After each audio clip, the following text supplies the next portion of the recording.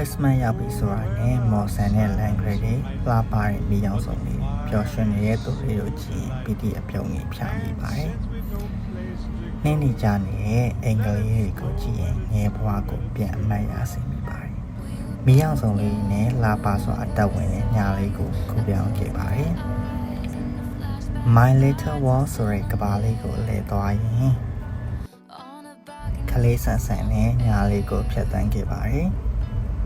အမြဲပြုံးနေတဲ့စန်တာရဲ့လီကိုလေးကလည်းအမတ်ရစရာလေးဖြစ်ခဲ့ပါတယ်။အယောင်မျိုးစုံနဲ့လာပါတဲ့ကောင်းကင်ကြီးကအနားယူပြီးတိတ်ဆိတ်တဲ့ညခင်လေးကိုဖြတ်တန်းခဲ့ပါတယ်။ငယ်ဘဝကိုမရစေအဖြစ်ဖြစ်လေးကြိုက်ဆုံးကာတွန်းကာရက်တာလေးတိတ်ဆိတ်တဲ့ညခင်လေးကမင်းများနိုင်ရဲ့မတ်တရားလေးဖြစ်ခဲ့ပါတယ်။